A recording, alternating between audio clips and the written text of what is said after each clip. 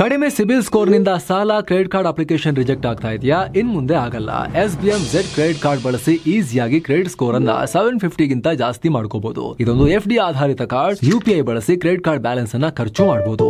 FD ಗೆ RBI ಗ್ಯಾರಂಟಿಯೊಂದಿಗೆ 7% interest ಕೂಡ ಸಿಗುತ್ತೆ. 30 ದಿನದಲ್ಲೇ ಕ್ರೆಡಿಟ್ ಸ್ಕೋರ್ ನಲ್ಲಿ ಇಂಪ್ರೂವ್ಮೆಂಟ್ ಕೂಡ ನೋಡಬಹುದು. ಡಿಸ್ಕ್ರಿಪ್ಷನ್ ಹಾಗೂ ಪಿನ್ ಕಾಮೆಂಟ್ ನಲ್ಲಿರೋ ಲಿಂಕ್ ಮೂಲಕ Z ಆಪ್ ಡೌನ್ಲೋಡ್ ಮಾಡಿ. ಸ್ನೇಹಿತರೆ, RCB ಸಂಭ್ರಮ ಮತ್ತು ಬೆಂಗಳೂರಿನ ಕಾಲ್ತುಳಿತ ಪ್ರಕರಣಕ್ಕೆ ಸಂಬಂಧಪಟ್ಟಂತೆ ಹಲವು ಮಹತ್ವದ ಬೆಳವಣಿಗೆಗಳಾಗ್ತಿವೆ. ರಾಜ್ಯ ಸರ್ಕಾರ ಮತ್ತು ಕ್ರಿಕೆಟ್ ಅಸೋಸಿಯೇಷನ್ ನಡುವೆ ನ್ಯಾಯಾಂಗ ಸಮರ ಶುರುವಾಗಿದೆ. ಜೊತೆಗೆ ಪೊಲೀಸ್ ಇಲಾಖೆ ಪರವಾಗಿ ಜನ ಧ್ವನಿ ಎತ್ತುತ್ತಾ ಇದ್ದಾರೆ. ನೀವು ಮಾಡಿರೋ ತಪ್ಪಿಗೆ ಪೊಲೀಸರು ಮುಂಚೆನೆ ಆಗಲ್ಲ ಅಂತ ಹೇಳಿದ್ರಲ್ಲ, ಈಗ ನೀವು ಮಾಡಿರೋ ತಪ್ಪಿಗೆ ಅವ್ರನ್ನ ಯಾಕೆ ಬಲಿಪಶು ಮಾಡ್ತಾ ಇದ್ದೀರಾ ಅಂತ ಹೇಳಿ ಸರ್ಕಾರದ ವಿರುದ್ಧ ಜನ ಕೂಡ ರುಚಿಗೆದ್ದಿದ್ದಾರೆ. ರಾಷ್ಟ್ರ ಮಟ್ಟದಲ್ಲಿ ಆಕ್ರೋಶ ಹೇಳ್ತಿದ್ದ ಹಾಗೆ ಸಿಎಂ ಸಿದ್ದರಾಮಯ್ಯ ಕ್ರಿಕೆಟ್ ಅಸೋಸಿಯೇಷನ್ ಅಧಿಕಾರಿಗಳ ಬಂಧನಕ್ಕೂ ಕರೆ ಕೊಟ್ಟಿದ್ರು, ಆದೇಶ ಕೊಟ್ಟಿದ್ರು. ಅದರ ಬೆನ್ನಲ್ಲೇ ಕ್ರಿಕೆಟ್ ಅಸೋಸಿಯೇಷನ್ ಕೋರ್ಟ್ ಮೆಟ್ಟಿಲೇರಿದೆ, ರಿಟ್ ಹಾಕಿದೆ.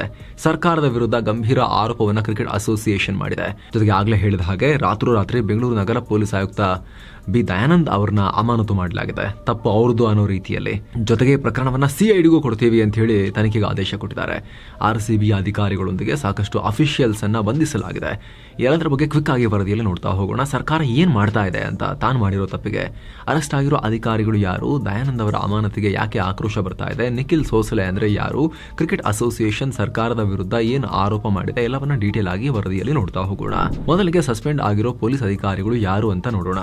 ಸ್ನೇಹಿತರೆ, ಕಾಲ್ತುಳಿತ ಆದ ಡೇ 1ನಿಂದಲೂ ಈ ಕೇಸ್ಗೆ ಭಾರಿ ಆಕ್ರೋಶ ವ್ಯಕ್ತವಾಗ್ತಾ ಇತ್ತು. ಹೀಗಾಗಿ ಸಿಎಂ ಸಿದ್ದರಾಮಯ್ಯ ನಿನ್ನೆ ಮಹತ್ವದ ಸಚಿವ ಸಂಪುಟ ಸಭೆ ನಡೆಸಿದ್ರು. ಸಭೆಯಲ್ಲಿ DCM DK ಶಿವಕುಮಾರ್, ಗೃಹ ಮಂತ್ರಿ ಡಾಕ್ಟರ್ G ಪರಮೇಶ್ವರ್ ಹೀಗೆ ಸಾಕಷ್ಟು ಸಚಿವರು ಭಾಗಿಯಾಗಿದ್ರು. ಅದರ ಬೆನ್ನಲ್ಲೇ ಗುರುವಾರ ರಾತ್ರಿ ತುರ್ತು ಸುದ್ದಿಗೋಷ್ಠಿ ನಡೆಸಿ ಈ ಮಾಹಿತಿಯನ್ನ ಬಹಿರಂಗ ಮಾಡಿದ್ದಾರೆ. ಮೊದಲಿಗೆ Bengaluru city police commissioner B Dayanand ಅವರನ್ನ ಅಮಾನತು ಮಾಡ್ತಾ ಇದ್ದೀವಿ ಅಂತ ಘೋಷಣೆ ಮಾಡಿದ್ದಾರೆ. ಈ ಮೂಲಕ ಬಹುಶಃ ರಾಜ್ಯ ಪೊಲೀಸ್ ಇತಿಹಾಸದಲ್ಲಿದೆ ಫಸ್ಟ್ ಟೈಮ್ ಈ ತರ DG IGP ಆಗೋ ಹೊಸ್ತಿಲಲ್ಲಿದ್ದ ADGP ದರ್ಜೆಯ ಹಿರಿಯ ಪೊಲೀಸ್ ಅಧಿಕಾರಿಯನ್ನ, ನಗರದ ಪೊಲೀಸ್ ಕಮಿಷನರ್ ಅನ್ನ ಸರ್ಕಾರ ಅಮಾನತು ಮಾಡಿದಂತಾಗಿದೆ. ಯಾಕೆ ಸಸ್ಪೆಂಡ್ ಮಾಡಿದ್ದೀವಿ ಅನ್ನೋದಕ್ಕೆ ಸರ್ಕಾರ ಅವರ ಒಂದು ಸಮರ್ಥನೆಗಳನ್ನ ಕೊಟ್ಕೊಂಡಿದ್ದಾರೆ. ಜೂನ್ 3ನೇ ತಾರೀಕು ಬೆಂಗಳೂರಲ್ಲಿ ಸಂಭ್ರಮಾಚರಣೆ ನಡೆಸ್ತಾ ಇದ್ದೀವಿ ಅಂತ RCB CEO ತಿಳಿಸಿದ್ರು. ಆದರೆ ಇವರಿಗೆ ದಯಾನಂದ್ ಲಿಖಿತ ಉತ್ತರ ಕೊಡೋದಕ್ಕೆ ನಿರಾಕರಿಸಿದ್ದಾರೆ.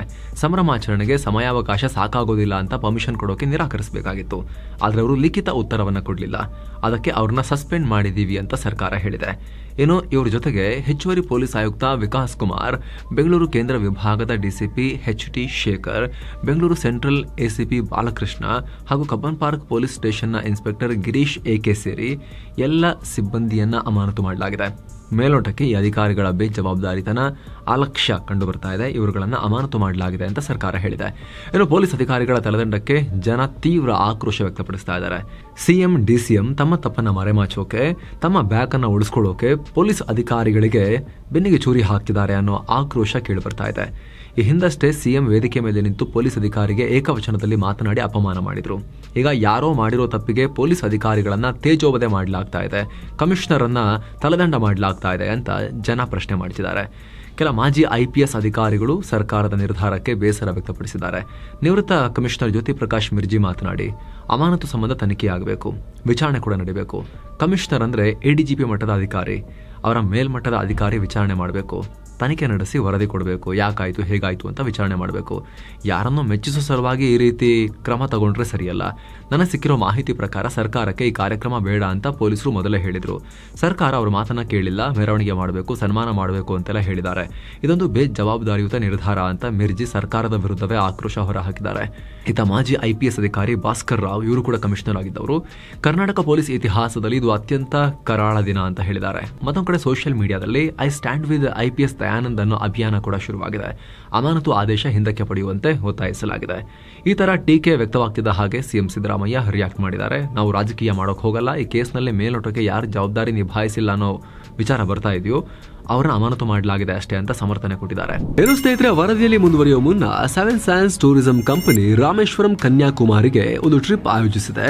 ಆಫರ್ ಪ್ರೈಸ್ ಕೇವಲ 19,700 ರೂಪಾಯಿ ಮಾತ್ರ. ಮದುರೈ, ಕನ್ಯಾಕುಮಾರಿ, ತಿರುವನಂತಪುರ, ಅನಂತ ಪದ್ಮನಾಭ ಸ್ವಾಮಿ, ತಿರುಚೆಂಡೂರ್, ರಾಮೇಶ್ವರಂ, ತಂಜಾವೂರಿಗೆ ಹೋಗೋದಿರುತ್ತೆ. 3 night 4 days ಟ್ರಿಪ್ ಇದು. ಈ ಪ್ಯಾಕೇಜ್ ಅಲ್ಲಿ 2+2 AC ಬಸ್ ವ್ಯವಸ್ಥೆ, 3 ಸ್ಟಾರ್ ಹೋಟೆಲ್ ನಲ್ಲಿ ಸ್ಟೇ, ಆಲ್ ಮೀಲ್ಸ್, ದೇವರ ದರ್ಶನ, ಬೋಟಿಂಗ್ ಮತ್ತು auto charges, 24/7 Kannada tour manager ಸೌಲಭ್ಯ ಹಾಗೂ ಹಿರಿಯ ನಾಗರಿಕರಿಗೆ ವಿಶೇಷ ಕೇರ್ ಇರುತ್ತೆ. ಹೊರಡೋ ದಿನ ಜುಲೈ 5, 2025. ಕೆಲವೇ ಸೀಟುಗಳು ಲಭ್ಯ. ಆಸಕ್ತರು ಈ ನಂಬರ್ಗೆ ಕಾಲ್ ಮಾಡಿ ನಿಮ್ಮ ಸೀಟನ್ನ ಕೂಡ ಬುಕ್ ಮಾಡಿ. ಬನ್ನೀಗ ವರದಿಯಲ್ಲಿ ಮುಂದುವರಿಯೋಣ. ಬಿ ದಯಾನಂದ್ ಜಾಗಕ್ಕೆ ಹೊಸದಾಗಿ ಬೆಂಗಳೂರು ಸಿಟಿ ಪೊಲೀಸ್ ಕಮಿಷನರ್ ಆಗಿ ಬಿಹಾರ ಮೂಲದ ಸಿಮಂತ್ ಕುಮಾರ್ ಸಿಂಗ್ ಅವರನ್ನು ನೇಮಕ ಮಾಡಲಾಗಿದೆ. ಈ ಹುದ್ದೆಗೆ ಪ್ರಮುಖವಾಗಿ ಉಮೇಶ್ ಕುಮಾರ್, ಅರುಣ್ ಚಕ್ರವರ್ತಿ, ಆರ್ ಹಿತೇಂದ್ರ ಹೀಗೆ 4 ಹೆಸರುಗಳು ರೇಸ್ನಲ್ಲಿದ್ದವು. ಆದರೆ ಕೊನೆಗೂ ಸಿಂಗ್ಗೆ ಸರ್ಕಾರ ಮಣೆ ಹಾಕಿದೆ. ಅಂದಹಾಗೆ 1996ನೇ ಬ್ಯಾಚ್ನ IPS ಅಧಿಕಾರಿಯಾಗಿರೋ ಸಿಮಂತ್ ಕುಮಾರ್ ಸಿಂಗ್ ನಗರ ಕಮಿಷನರೇಟ್ ವ್ಯಾಪ್ತಿಯಲ್ಲಿ DCP, ಪಶ್ಚಿಮ ವಿಭಾಗದ ಹೆಚ್ಚುವರಿ ಪೊಲೀಸ್ ಆಯುಕ್ತರಾಗೆಲ್ಲ ಕೆಲಸ ಮಾಡಿದ್ದಾರೆ. ಅಲ್ಲದೆ ಮಂಗಳೂರು ಕಮಿಷನರ್ ಕೂಡ ಆಗಿದ್ರು. 2000ನೇ ಇಸ್ವಿಯಿಂದ 2004ರವರೆಗೆ ದಕ್ಷಿಣ ಕನ್ನಡ ಜಿಲ್ಲಾ SP ಆಗಿದ್ರು. ಬಳಿಕ 2014ರಲ್ಲಿ ಪಶ್ಚಿಮ ವಲಯದ IGP ಆಗೂ ಕೂಡ ಕೆಲಸ ಮಾಡಿದ್ದಾರೆ. ACB, KSRP ಹೆಚ್ಚುವರಿ ಪೊಲೀಸ್ ಮಹಾನಿರ್ದೇಶಕರಾಗಿದ್ದ ಸಿಂಗ್ರನ್ನ ಕೆಲ ತಿಂಗಳ ಹಿಂದಷ್ಟೇ BMTF ADGP ಆಗಿ ನೇಮಕ ಮಾಡಲಾಗಿತ್ತು. ಈಗ ಬೆಂಗಳೂರು ನಗರ ಪೊಲೀಸ್ ಆಯುಕ್ತರನ್ನಾಗಿ ನೇಮಕ ಮಾಡಲಾಗಿದೆ. ಈ ಪ್ರಕರಣದ ತನಿಖೆಯನ್ನ CIDಗೆ ವಹಿಸಿದ್ದೀವಿ. RCB ವಿರುದ್ಧ ದಾಖಲಾಗಿರೋ FIR ಆಧಾರದ ಮೇಲೆ ಈ ತನಿಖೆ ನಡೆಯುತ್ತೆ. ಗುಪ್ತಚರ ಇಲಾಖೆ ಲೋಪ ಕೂಡ ಆಗಿದೆ ಇಲ್ಲಿ ಅಂತ CM ಹೇಳಿದ್ದಾರೆ. ಇದೆಲ್ಲದರ ಮಧ್ಯೆ ಕೇಸ್ಗೆ ಸಂಬಂಧಪಟ್ಟಂತೆ ನ್ಯಾಯಾಂಗ ತನಿಖೆಗೂ ಆದೇಶ ಹೊರಡಿಸಲಾಗಿದೆ. ಹೈಕೋರ್ಟ್ನ ನಿವೃತ್ತ ನ್ಯಾಯಾಧೀಶ ಜಸ್ಟಿಸ್ ಮೈಕಲ್ ಡಿ ಖುನ್ನಾ ಅಧ್ಯಕ್ಷತೆಯಲ್ಲಿ ಏಕವ್ಯಕ್ತಿ ಆಯೋಗವನ್ನು ನೇಮಿಸಲಾಗಿದೆ. ಆರೋಪಿಗಳಾದ RCB ಫ್ರಾಂಚೈಸಿ, ಕರ್ನಾಟಕ ರಾಜ್ಯ cricket association, DNA event management private limited ಈ 3 ಸಂಸ್ಥೆಗಳ ವಿರುದ್ಧ CID ತನಿಖೆ ನಡೆಸಲಾಗುತ್ತೆ ಅಂತ CM ಹೇಳಿದ್ದಾರೆ. ಇದರ ಬೆನ್ನಲ್ಲೇ CID ಕೂಡ ತನಿಖೆ ಶುರು ಮಾಡಿದೆ. ಮೊದಲ ಭಾಗವಾಗಿ RCB marketing head Nikhil Sosale ಅವರನ್ನ ಅರೆಸ್ಟ್ ಮಾಡಲಾಗಿದೆ. ನಿಖಿಲ್ರನ್ನ ಏರ್ಪೋರ್ಟ್ನಲ್ಲೇ ಹಿಡಿದು ಹಾಕಿದ್ದಾರೆ. ಶುಕ್ರವಾರ ಬೆಳಿಗ್ಗೆ 6:30ಕ್ಕೆ ಅವರನ್ನ ಹಿಡಿಯಲಾಗಿದೆ. RCBಯ 4 ಅಧಿಕಾರಿಗಳು ಪರಾರಿಯಾಗೋಕೆ ಪ್ರಯತ್ನ ಪಡ್ತಾ ಇದ್ರು. ಹೀಗಾಗಿ ವಿಮಾನ ನಿಲ್ದಾಣದಲ್ಲಿ ಅವರನ್ನ ಬಂಧಿಸಲಾಗಿದೆ ಅಂತ ಪೊಲೀಸ್ ಮೂಲಗಳು ಹೇಳ್ಕೊಂಡಿದ್ದಾರೆ. ಅಲ್ಲದೆ ಇವರ ಜೊತೆಗೆ DNA ಎಂಟರ್ಟೈನ್ಮೆಂಟ್ ಕಂಪನಿ ಸಿಬ್ಬಂದಿಗಳಾದ ಸುನಿಲ್ ಮ್ಯಾಥ್ಯೂ, ಕಿರಣ್ ಹಾಗೂ ಸುಮಂತ್ ಅನ್ನೋರನ್ನ ಕೂಡ ಅರೆಸ್ಟ್ ಮಾಡಲಾಗಿದೆ. ಇವರನ್ನ ಅರೆಸ್ಟ್ ಮಾಡಿ ಭಾರತೀಯ ನ್ಯಾಯ ಸಂಹಿತೆಯ ವಿವಿಧ ಸೆಕ್ಷನ್ ಅಡಿ ಕೇಸ್ ಹಾಕಲಾಗಿದೆ. ಇನ್ನು Karnataka cricket association secretary Shankar ಮತ್ತು ಟ್ರೆಷರರ್ ಅಂದ್ರೆ ಫಿನಾನ್ಸ್ ಎಲ್ಲ ನೋಡ್ಕೊಳ್ಳೋ ವ್ಯಕ್ತಿ ಜಯರಾಮ್ ಅವರು ತಲೆಮರೆಸ್ಕೊಂಡಿದ್ದಾರೆ. ಹೀಗಾಗಿ ಇವ್ರನ್ನೂ ಹುಡುಕ್ತಾ ಇದೀವಿ ನಾವು ಅಂತ ಪೊಲೀಸರು ಹೇಳಿದ್ದಾರೆ. ಒಟ್ಟಿನಲ್ಲಿ ಇವ್ರ ಬ್ಯಾಕ್ ಒಂದು ಸೇವ್ ಆಗಬೇಕು, ಉಳಿದವ್ರದ್ದೆಲ್ಲರ ಬೆನ್ನತ್ತಬೇಕು, ಅದನ್ನ ಮಾಡ್ತಾ ಇದ್ದಾರೆ. ಸದ್ಯಕ್ಕೆ ನಿಖಿಲ್ ಮತ್ತು ಇತರ RCB ಅಧಿಕಾರಿಗಳನ್ನ ಹೆಚ್ಚಿನ ತನಿಖೆಗೆ ಒಳಪಡಿಸಲಾಗಿದೆ. ಅಂದಹಾಗೆ ಈ ನಿಖಿಲ್ ಸೋಸ್ಲೆ ಕಳೆದ 2 ವರ್ಷದಿಂದ RCBಯ ಮಾರ್ಕೆಟಿಂಗ್ ಮತ್ತು ರೆವಿನ್ಯೂ ಹೆಡ್ ಆಗಿ ಕೆಲಸ ಮಾಡ್ತಾ ಇದ್ರು. ಈ ಬಾರಿ RCB ಗೆದ್ದ ಸಂಭ್ರಮಾಚರಣೆಯಲ್ಲಿ ಇವರೇ ಪ್ರಮುಖ ಪಾತ್ರ ನಿಭಾಯಿಸಿರಬಹುದು. RCB ಫ್ರಾಂಚೈಸಿ ಆಟಗಾರರ ನಡುವಿನ ಮಾತುಕತೆಯಲ್ಲಿ ಇವರೇ ಮೇನ್ ರೋಲ್ ನಿಭಾಯಿಸಿರಬಹುದು ಅಂತ ಆರೋಪ.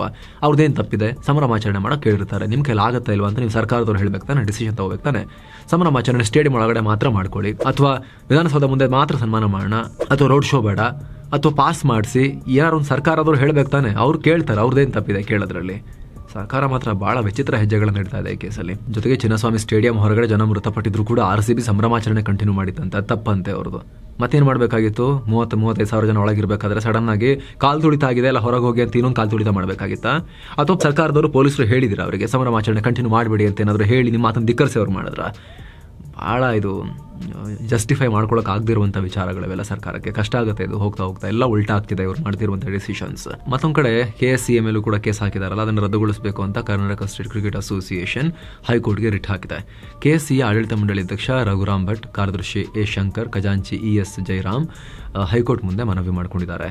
ಈ ಕಾಲ್ ತುಳಿತ ಪ್ರಕರಣ ಕುರಿತು ಗುರುವಾರ RCB management, KSCA, DNA event management ವಿರುದ್ಧ ಕಬ್ಬನ್ ಪಾರ್ಕ್ ಪೊಲೀಸ್ ಸ್ಟೇಷನ್ನಲ್ಲಿ FIR ಹಾಕಿದ್ರು. ಇದರ ಬೆನ್ನಲ್ಲೇ KSCA ಕೋರ್ಟ್ಗೆ ಮೊರೆ ಹೋಗಿದ್ದಾರೆ. ಸರ್ಕಾರದ ವಿರುದ್ಧ ಗಂಭೀರ ಆರೋಪಗಳನ್ನು ಮಾಡಿದ್ದಾರೆ. ಸರ್ಕಾರ ಹಾಗೂ ಸಚಿವರ ವಿರುದ್ಧವೇ KSCA ರಿಟ್ ಅರ್ಜಿ ಮೂಲಕ ಆಕ್ರೋಶ ಹೊರಹಾಕಿದೆ. ಸರ್ಕಾರವೇ RCB ಆಟಗಾರನ ವಿಧಾನಸೌಧದ ಮುಂದೆ ಕರೆಸಿ ಸನ್ಮಾನ ಮಾಡಿರೋದು, ಚಿನ್ನಸ್ವಾಮಿ ಸ್ಟೇಡಿಯಂ ಮುಂದೆ ಅಷ್ಟೊಂದು ಕ್ರೌಡ್ ಸೇರಿರೋದು, ಅದನ್ನು ನಿರ್ವಹಣೆ ಮಾಡೋ ಕೆಲಸ ಸರ್ಕಾರದ, ನಮ್ದಲ್ಲ. ಗೇಟ್ ನಿರ್ವಹಣೆ ನಮ್ಮ ನಿಯಂತ್ರಣಕ್ಕೆ ಬರಲ್ಲ. ಜೊತೆಗೆ ಸರ್ಕಾರ ಪೊಲೀಸ್ ಅಧಿಕಾರಿಗಳನ್ನ ಅಮಾನತು ಮಾಡೋ ಮೂಲಕ ತನ್ನ ತಪ್ಪನ್ನು ಒಪ್ಕೊಂಡಿದೆ. ಸ್ಟೇಡಿಯಂ ಒಳಗಡೆ ಏನಾದರೂ ಆದರೆ ಮಾತ್ರ ಅದು ನಮ್ಮ ಜವಾಬ್ದಾರಿ. ಸೊ ಇದಕ್ಕೆಲ್ಲ ಸರ್ಕಾರ ಹೊಣೆ. ನಮ್ಮನ್ನ ಯಾಕೆ ಇದರಲ್ಲಿ ತರ್ತಾ ಇದ್ದೀರಿ ಅಂತ KSCA ಆಕ್ರೋಶ ಹೊರ ಹಾಕಿದೆ. ಇದಕ್ಕೆ ಸಂಬಂಧಪಟ್ಟಂತೆ ನಿಮಗೆ ಅನಿಸುತ್ತೆ ಸ್ನೇಹಿತರೆ? ನಮಗೆ ಅನಿಸ್ತಿರೋದು ಏನಂತ ಹೇಳಿದ್ರೆ, ಆ ಘಟನೆ ನಡೆದ ದಿನ, ಸಂಭ್ರಮಾಚರಣೆಯ ದಿನ ಬೆಳಿಗ್ಗೆನೆ ಪೊಲೀಸರು ಕ್ಲಿಯರ್ ಕಟ್ ಆಗಿ ಬೆಂಗಳೂರು ಪೊಲೀಸರು ಆಗಲ್ಲ, ನಡ್ಸೋಕ್ಕಾಗಲ್ಲ, ಪರ್ಮಿಷನ್ ಇಲ್ಲ ಅಂತ ಹೇಳಿದರು. ಪೊಲೀಸರದ್ದು ಅವ್ರು ಕ್ಲಿಯರ್ ಇತ್ತು. ಅವರಿಗೆ ಡೈಲಿ ಟ್ರಾಫಿಕ್ ಮ್ಯಾನೇಜ್ ಮಾಡೋದು ಎಷ್ಟು ಕಷ್ಟ ಇರುತ್ತೆ, ಸಿಬ್ಬಂದಿ ಕೊರತೆ ಎಷ್ಟಿರುತ್ತೆ, ಇಷ್ಟು ಕಮ್ಮಿ ಟೈಮ್ನ ನೋಟಿಸ್ನಲ್ಲಿ ಮಾಡೋಕ್ಕಾಗಲ್ಲ ಅಂತ. ಟೈಮ್ ಕೊಟ್ಟರೆ ಡೆಫಿನೆಟ್ಲಿ ಪೊಲೀಸರು ಮ್ಯಾನೇಜ್ ಮಾಡ್ತಾರೆ, ವ್ಯವಸ್ಥೆ ಮಾಡ್ಕೊತಾರೆ, ಪ್ಲಾನಿಂಗ್ ಮಾಡ್ಕೊಳ್ತಾರೆ. ಮಿಡ್ ನೈಟ್ ಆಗಿರೋದು ನೆಕ್ಸ್ಟ್ ಡೇಯಲ್ಲೇ ಒಂದು 10-12-14 ಗಂಟೆಗಳ ಅವಧಿಯಲ್ಲೇ ಸಂಭ್ರಮಾಚರಣೆ ಅಂತ ಹೇಳಿದ್ರೆ, ಕೊಹ್ಲಿ RCB ಟೀಮ್ ಬರುತ್ತೆ ಅಂತ ಹೇಳಿದ್ರೆ ಮೆರವಣಿಗೆ, ಪರೇಡು, ಸಂಭ್ರಮಾಚರಣೆ ಹೆಂಗಾಗುತ್ತೆ? ತಯಾರಿ ಬೇಡವಾ ಅದಕ್ಕೆ? ಪೊಲೀಸರು ಹೇಳಿದ್ದಾರೆ ಆಗಲ್ಲ ಅಂತ ಹೇಳಿ. ಹೋಮ್ ಮಿನಿಸ್ಟರ್ ಕೂಡ ಆಗಲ್ಲ ಅಂತ ಹೇಳಿದ್ದಾರೆ. ಮಧ್ಯಾಹ್ನದ ನಂತರ ಚೇಂಜ್ ಮಾಡಿದ್ದು ಯಾರು ಈ ಡಿಸಿಷನ್ನ? ಯಾರು ಅನುಮತಿ ಕೊಟ್ಟವರು? ಪೊಲೀಸರಿಗೂ ಕೂಡ ನಿಲುವನ್ನು ಬದಲಾಯಿಸಿಕೊಳ್ಳುವಂತ ಮಾಡಿದ್ಯಾರು? ಅದ್ರ ಬಗ್ಗೆ ಫಸ್ಟ್ ತನಿಖೆ ಆಗಬೇಕು. ನೇರ ಈ ಅಧಿಕಾರಿಗಳನ್ನ ಬಲಿಪಶು ಮಾಡಿ ಅವರ ಒಂದು ಘನತೆಗೆ ಕುಂದುಂಟು ಮಾಡೋದು, ಇಷ್ಟು ವರ್ಷಗಳ ಸರ್ವಿಸ್ಗೆ ಅಪಮಾನ ಆಗೋ ರೀತಿ ಮಾಡೋದು ಯಾವ ಕಾರಣಕ್ಕೂ ಇದು ಸರಿಯಲ್ಲ ಅನ್ನೋದು ನಮ್ಮ ಒಪಿನಿಯನ್. ನಿಮಗೆ ಅನಿಸುತ್ತೆ ಸ್ನೇಹಿತರೆ? ಕಾಮೆಂಟ್ ಮಾಡಿ ತಿಳಿಸಿ. ಮತ್ತೆ ಭೇಟಿ ಆಗ್ತಿರೋಣ. ನಮಸ್ತೆ.